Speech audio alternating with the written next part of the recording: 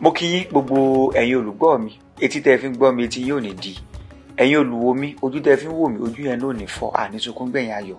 Mo kí gbogbo wa àtọkùnrin àtobìnrin, pàápàá jùlọ ẹ̀yin tẹ́ jẹ́ ọmọ káàrọ̀ oòjíire tẹ́ wà ní òkè òkun. Lágbára Elédùmarè, gbogbo wa á kéré oko délé, á jèrè, á fèrè jẹ̀kọ. Ifá ní adélẹ́yẹ, arìnlẹ́yẹ, bàbá òsùn gbogbo lẹ́yẹlẹ́yẹ. Adífá fún Ọ̀rúnmìlà bá ń sọ lọ lu ẹ̀yẹ, tó bá yẹ mí á yẹ fá mi. Yẹ́yẹ́ o ní rùkẹ̀rẹ́ yẹ mọ́lẹ̀, yọ yẹ wá o kò ní ṣàyẹ wá, yíyẹ ní yọmọ babaláwo gbogbo wa pátápátá yóò yẹ wá, inú wa ó dùn, ọkàn wa ó balẹ̀. Lórí ìbéèrè tẹ́ béèrè, ìbéèrè yẹn ó jẹ́ tí ó dàbẹ̀ ni pé ó ń já rìnrìn ní gbogbo social media platforms, Facebook ní, Instagram ní, TikTok ní àti bẹ́ẹ̀ bẹ́ẹ̀ lọ, pé kí ni ojúṣe t'Ọ̀rúnmìlà ṣe, kí ni ipa t'Ọ̀rúnmìlà kó, kí ni ìwúlò t'Ọ̀rúnmìlà ṣe fún wa. Ṣé mọ̀ pé àwọn Yorùbá bọ̀, àwọn bàbá mọ̀nìmọ̀nì wọ́n pòwe, wọ́n ní ẹni tí ò bá fẹ́ràn orin wa tá a kọ, òun ni ó gbé bí ó ṣe yẹ kó gbé, ṣùgbọ́n ẹni tó bá fẹ́ràn orin wa kódà yóò tún bá wa gbé lọ́nà tí ó dáa ju báwa gan ṣe kọ́ lọ. Kí ni mo fẹ́ fàyọ ni wípé ẹ wo ẹ̀yin ọmọ káàrọ̀ oòjíire, ẹ má jẹ́ ká tanra wa jẹ. Àwọn àgbàlagbà ní nǹkan kan la dìé ń jẹ kágbàdo tó délé ayé. Ẹ dẹ̀ jẹ́ kí n sáré ṣe àtúnṣe ọ̀rọ̀ kan tá a máa ń sọ. Wọ́n ní àkótó di pé wọ́n kó ẹ̀sìn dé, kìí ṣe bẹ́ẹ̀ o, á ní kó tó di pé wọ́n kó ẹ̀sìn àtọ̀húnrìnwá dé, torí kó tó di pé wọ́n mú àti ẹ̀sìn mùsùlùmí àti kìrìsìtẹ́nì làwọn bàbá wa ti ní ìlànà tí wọ́n ń gbà ṣe ẹ̀sìn. Ẹ jẹ́ ká bẹ̀rẹ̀ pé kí ni tó ń pè ní ẹ̀sìn gan. Ṣé bí ẹ̀sìn ni ọ̀nà tá à ń gbà ṣe ìsìn, ọ̀nà tá à ń gbà ṣe ìyìn, ọ̀nà tá à ń gbà ṣe ẹ̀mí ìforehàn, ìbọ sí ẹni tó jí adẹ́dà, tó dá èmi, tó dá ìwọ, tó dá ní tí ń mí àti nǹkan tí kì í mí. Ẹ wá jẹ́ ká bira wa kó tó di pé wọ́n kó ẹ̀sìn àtọ̀húnrìnwá dé. Ṣé àwọn bàbá wa kàn lo ìgbésí ayé òfo ni? Ṣé àwọn bàbá wa kàn wá ń ṣe wèrè káàkiri ni? Kò rí bẹ́ẹ̀ o. Ṣùgbọ́n ẹ ti rí wípé èké délé ayé àṣà ti di àpò mu. Nígbà tí ọ̀tẹ̀, tẹ̀m̀bẹ̀lẹ̀kún àti ìwà afẹ́ajẹmọ́fìàyó tó máa ń fún ní lóko dí ọ̀pẹ ẹ̀rọ tó dé, ó di wípé oríṣiríṣi àwọn ọ̀rọ̀ bẹ̀rẹ̀ sí ní jáde. Kí wọ́n má bàa ṣe kúrò níbi ìbéèrè tí wọ́n béèrè. Ẹ wo ẹ̀yin olùgbọ́ mi, ntí àwọn irúnmọlẹ̀ wa ntí wọ́n ṣe fún wa ó pọ̀ ní ti dáadáa. Ṣé mọ̀ wípé wọ́n ní àlọ́ òrànkà, bẹ́ẹ̀ bá gúnyán nínú odó, tẹ́ ẹ ṣe ọbẹ̀ nínú èpo ẹ̀pà, ẹni tí ó yò ni ó yò. Yorùbá náà ló sì sọ pé tá a bá mú ẹyin lọ́wọ́ ọ̀tún, tá a mú ẹyin lọ́wọ́ òsì, tá a wá fẹ̀yìn ẹ̀yìn rìn láti ìlú Ọ̀yọ́ délẹ̀ Ṣẹ̀yìn, ẹni tí ó yin ni ni ó yin ni, èèyàn tí ò ní yíyan ò ní yíyan, kò sí ní tẹ́ ẹ rí ẹ ṣe lójú ọ̀tá yín, kí ló ṣe náà ni. Ẹ jẹ́ ká ti bíbà yìí wò. Gbogbo ọ̀rọ̀ tá à ń sọ láti bí ẹ káàárọ̀, ẹ káàsán, ẹ káalẹ́, ẹ má jẹ́ ká gbàgbé pé èdè tá à ń sọ lẹ́nu yìí, èdè ọ̀pẹ ni wọ́n ń pè é. Nígbà tí ayé bẹ̀rẹ̀ gangan, nígbà tí ayé kọ́kọ́ ṣe kíni, ní bẹ̀rẹ̀ pẹ̀pẹ̀ ayé, èdè ọ̀pẹ ni wọ́n ń pè é. Nígbà tó di pé ẹlẹ́yàmẹ̀yà, olórí jorí, ìwọ jù mí, èmi jù ọ́, ẹnìkan làgbà, ẹnìkan lẹ̀gbọ́n, ló di pé a padà yí tó fi wá di pé à ń pè lédè Yorùbá lónìí. Ifá tó sọ̀rọ̀ lójú Ògbé Àtẹ̀ tó ní tá a bá rọ́ tí a ò lè bọ́ Ògún, tá a bá róbì a lè bọ́ òrìṣà, tọkùnrin ọ̀bá róbìnrin kò lè bímọ, tóbìnrin ọ̀bá rọ́kùnrin kò lè bímọ. Adífá fún Ọ̀rúnmìlà abánlọ́rẹ̀ gba èdè nílé Elédùmarè.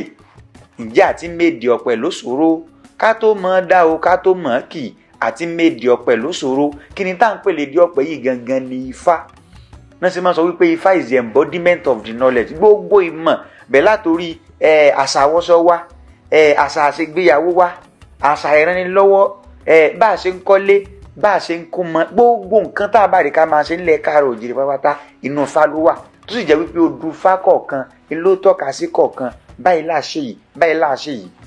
Ẹ jẹ́ ká wo ètò òṣèlú wa bẹ́ẹ̀ láti orí baálẹ̀, ọba, ìjòyè àti bẹ́ẹ̀ bẹ́ẹ̀ lọ, tí ó dẹ̀ jẹ́ wípé ẹrú mọ́ra rẹ̀ lẹ́rú, ìwọ̀fà mọ́ra rẹ̀ níwọ̀fà, olórí ìlú gan ò ní ṣàṣejù kan wọ́n bá ṣe ṣàṣetẹ́.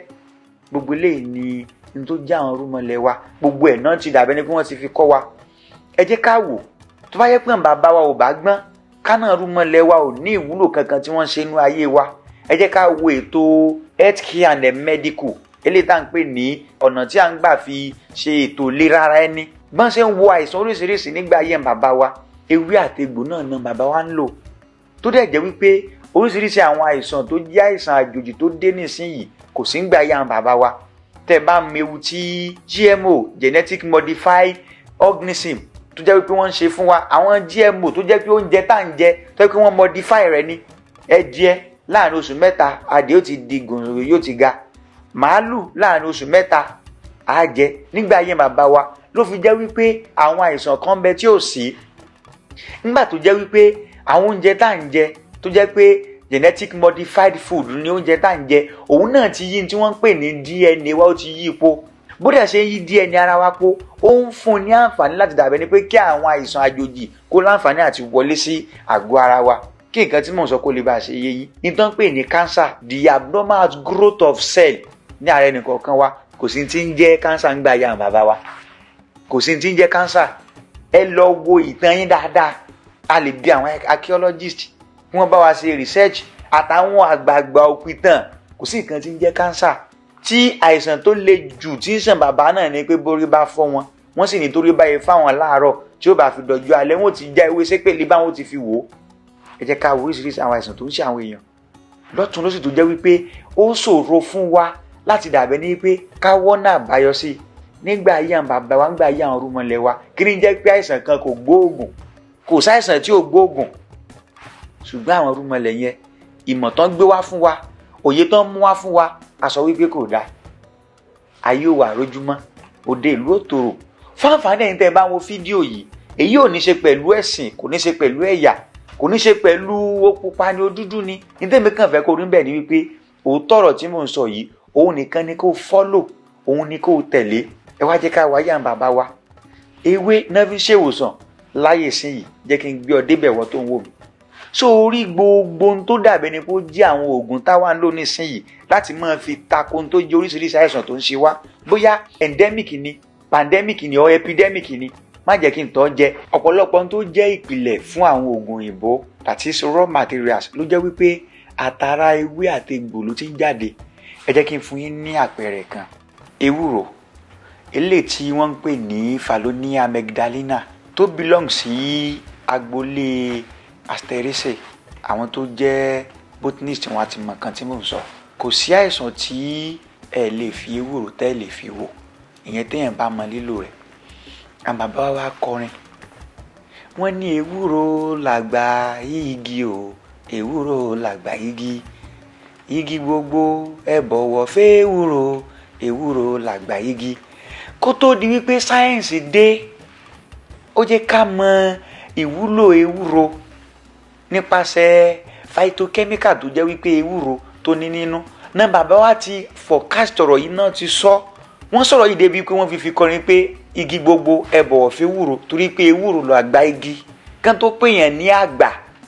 But àwọn ọmọ sí yìí, anything tó bá ti ní í ṣe pẹ̀lú ìṣẹ̀ṣe títí wa, á sá fún.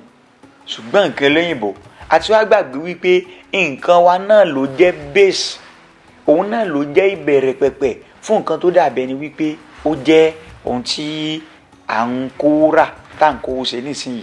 Nípasẹ̀ ìlànà àti ọgbọ́n àti dàbẹ̀ ni wípé ká dènà àìsàn bákan náà. Ìṣẹ̀ṣe Yorùbá kò kọ́ wa ní ìwà ọ̀bùn o, ìmọ́tótó ló kọ́ wa. Náà bá wá ṣe máa sọ fún wa wípé ìmọ́tótó ó borí àrùn, bọ́yẹ́ ṣe máa ń borí ooru mọ́lẹ̀. Náà bá wá jẹ́ ká mọ̀ wípé àyíká wa tá ò gbé, wọ́n jẹ́ ká mọ̀ pé ká wà níbi tó jẹ́ àyíká tó mọ́.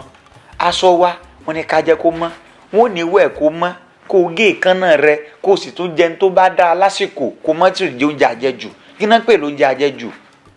Ó fa malnutrition ni. Gbogbo eléyìí làwọn bàbá wa náà ti ṣàlàyé ẹ̀ tó dẹ̀ jẹ́ wípé ó wà nínú Ifá ní oníṣẹ́ǹtẹ̀lé. Wọ́n ní ká fọ eyín wa, ká gé èékánná wa, kí irun orí wa, kí gbogbo ẹ̀ wà ní mọ́tótó. Torí pé ẹni tí ó bá ṣe òòṣà, ẹni tí ó bá ṣe ẹbọ, ó gbọ́dọ̀ jẹ́ni tọ́wọ́ ẹ̀ mọ́, ó gbọ́dọ̀ jẹ́ni tínú ẹ̀ mọ́. Wọ́n ní ká fi ọ̀tún wẹ òsì, ká fòsì wẹ ọ̀tún, ká fọwọ́ wẹ lọ́wọ́ fi mọ́. Adúbá fún òtó ńlọrí wẹ́rí àwọn lódò, òtó ẹni awẹ ẹni asánra, ọ̀bá ẹni awẹ ẹni asánra, omi tútù ara tútù níní. What am I trying to say in essence ni wípé ìṣẹ̀ṣe wa ó jẹ́ ká mọ̀ wípé èèyàn tó bá jẹ́ ọ̀bùn kò sí bó ṣe fẹ́ dàbẹ̀ ni pé kó gbé ìgbésí ayé ìgbáyé gbádùn. Tẹ́ bá lọ sí hospital kí ni tó máa sọ fún yín, everyday níta máa advocate fún wa náà ni wípé ká jẹ́ kí àyíká wa kó jẹ́ kó mọ́. Environmental sanitation wọn ló ṣe pàtàkì. Kò kí ń ṣe pé ńgbà tó yìnbó dínà sẹ́yìn bẹ̀rẹ̀ sí ní sọ fún wa. Àwọn bàbá wa ṣe kí ni wọ́n máa ń tẹ̀lé ìmọ̀ wa létí ní òrèkóòrè. Ní ìgbanubẹ̀ yẹn kò ní jù báyìí lọ. Tó bá tún di ẹ́písòdù tó tẹ̀lé ẹ gbìyànjú kẹ́ tẹ̀lé wa. Ẹ wo fídíò yìí, ẹ like, kẹ́ fi comment síbẹ̀. Tó bá yẹ pé nǹkan tí mo bá sọ ó bá tako òye títí yín àbí mo bá fi kankan parọ́, ẹ kọ sọ́ndà comment section. Ẹ ṣé mo dúpẹ́.